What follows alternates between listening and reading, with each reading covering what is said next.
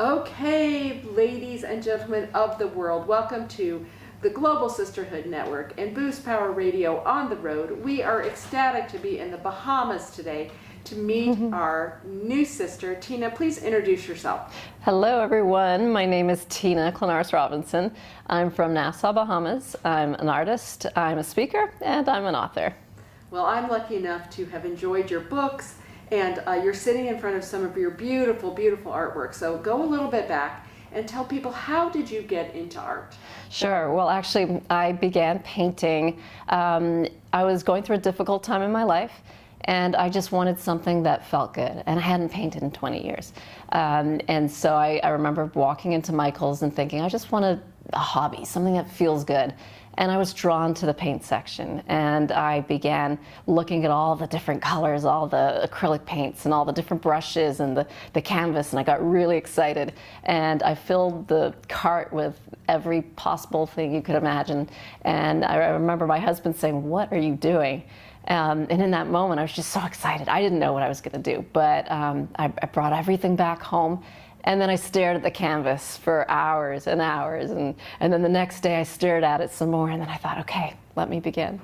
And I hadn't painted in 20 years, and so I didn't know how to fill the spaces. And I remember meeting an artist in South Africa who was painting these amazing, beautiful ceramic plates, and he painted them with dots. And so in that moment, I thought, well, I don't know how to fill the spaces, so I'll just use the dots and, do a little bit of design here and there and see what happens. But as it turns out, the dots have become, it's become my style. It's been my way of not only painting all the, the canvases and the products that I paint, shoes, stones, shells, whatever it is that I paint, but I've begun to make meaning out of those dots. And I like to think of each dot as being representative of our life and our experiences and the people that we meet. And so I've looked at how my art can create meaning in my own life. I'm learning as I go. I'm understanding my life and the difficult things that I've been through in my life. And I'm using this time as a learning experience, and I've just loved. I've loved every minute of it. Even the difficult times have been, exploratory and fun, and yeah. Yeah, well, I totally noticed that. For me, your art really uplifts me. It really brings me in because of the intricate detail. So talk about some of living in the Bahamas and some of the different shapes and the different things that you've incorporated, angels and starfish. Talk about how some of that inspiration has come, because I know you are highly sought after as an artist, and much of your work will be available to tourists visiting the island. So talk about how some of those things have come about. Sure. Well, I mean, I grew up in the Bahamas, and the water has always been my place of healing. And, I go to the ocean when I'm feeling sad. I go to the ocean when I'm feeling happy. It's the place where there's so much inspiration in the quiet, and when you just listen and you just hear the sound of the ocean, and then you see all the beautiful the what's under the ocean. It's a whole different world, and the colors, they're just vibrant and beautiful, and I guess so much of being in the Bahamas, where we're a colorful country. We're color, our houses are colorful, our people are colorful. Like we're people that love color, and so that's been my inspiration. I love color. I love working on black canvas.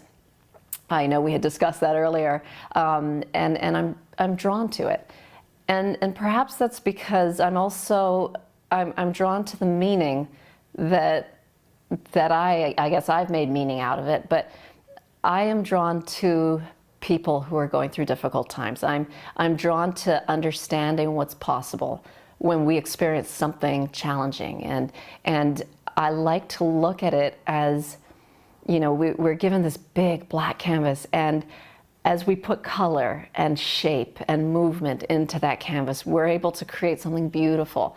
And so there's endless possibilities, endless potential, and that is in so many ways how I look at our island, our little island in the Bahamas.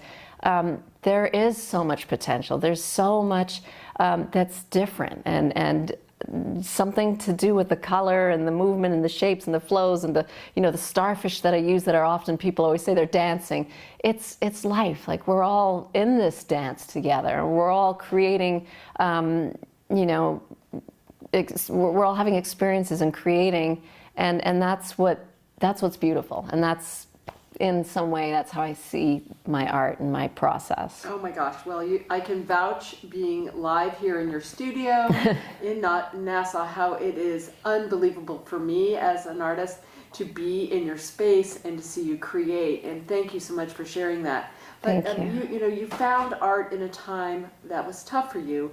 What else have you learned along your journey of being an entrepreneur and an artist who's also a mom, who has other things in her life that she has to do other than art? So what would you share with our listeners that you might have learned in your journey? Sure. Well, I've always been a creative spirit. I've always loved to create, whether it's, through my writing or through speaking, my art. But, as a woman, as a mother, we all realize that, the reality is we have to make a living. We've got to provide. And but then there's always been that part of me that has the vision, that has the dream, that knows what's possible. And if there's anything that I can share with your audience, is that it's so important to, no matter what you're doing, how busy life gets, hold that vision. Don't lose it. Don't lose the dream. Hold on to that. And as often as you can, put your attention on that dream. See it as though it already exists, as though it already is. Because I believe that if we can create that vision in our mind, it's possible.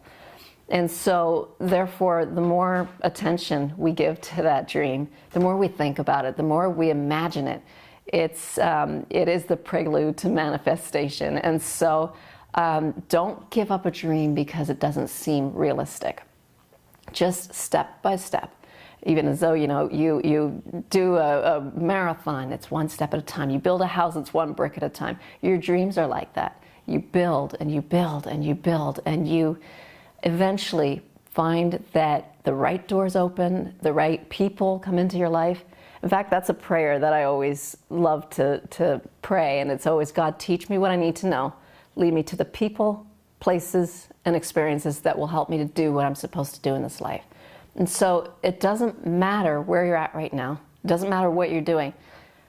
I believe that if you have that dream, just know that every person has a part in this creation of your beautiful purpose. Every experience you're having, everything is helping to grow and make you who you are meant to be for this life. So, well, and that's a reflection what you said about the dots. As you sit there in front of all those dots, I think those are all those pieces to your dream. Yeah. And that's an incredible piece that you're in front of. So what are you excited about now? We always ask everyone, because people are now going to be waking up and they want to know all about Tina. So what are you excited about right now in this process? I am so excited about creating new products. Yeah. I didn't know that I could paint. I started painting 3 years ago, and I look at how far I've come. And now that I've sort of, I've painted on canvas for the last 3 years, I'm looking at how I can create products from my art. So whether that be shoes, clothing, just basically anything that you can imagine that you can put art on.